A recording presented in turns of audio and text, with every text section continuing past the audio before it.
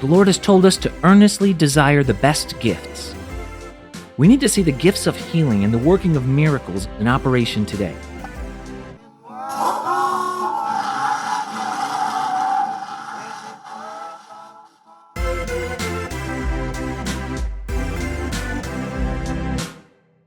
Smith Wigglesworth was a faith-filled man of God whose sermons have set fire in the hearts of so many as they pursue the supernatural Christian life.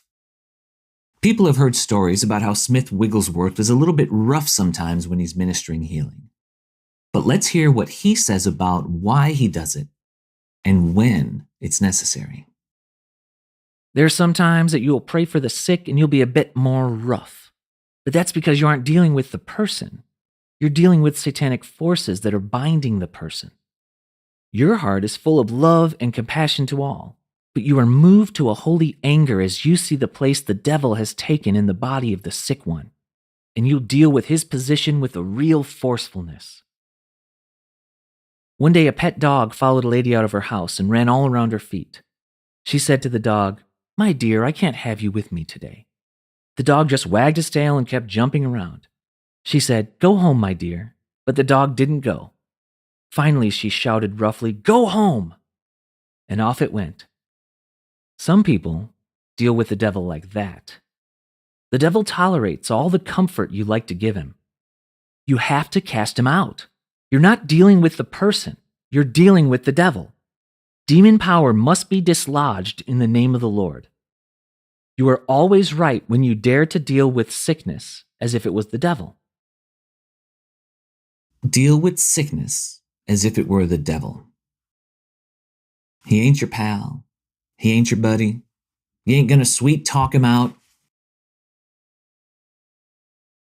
He is illegally occupying territory that has been rightfully won by the Lord Jesus Christ.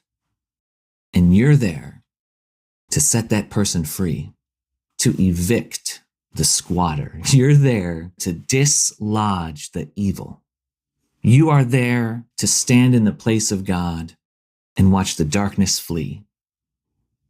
Depending on the situation, you might have to get loud, you might have to get rough, you might have to get stern, but it's not with the person. It's with the enemy. It's with the problem. It's with the demon. And that's who you're being rough with. It's only the natural mind, it's only the flesh that it looks at it and says, "Oh, you got to be a little bit sweeter," or "I can't believe he ministered that way," or "I can't believe she spoke like that." If you got to get loud, get loud. If you got to get forceful, get forceful. The devil tolerates all the comfort you give him. Don't give him any. Jesus sent you to get the job done. Get it done. I believe that there's more to come. I believe God has so much more to do in our age and the generations to follow. Look at what Smith said about expectation. We've been seeing such wonderful miracles lately, and they're only a portion of what we're gonna see. I believe that we are right on the doorstep of wonderful things, but I want to emphasize that all these things will be through the power of the Holy Spirit.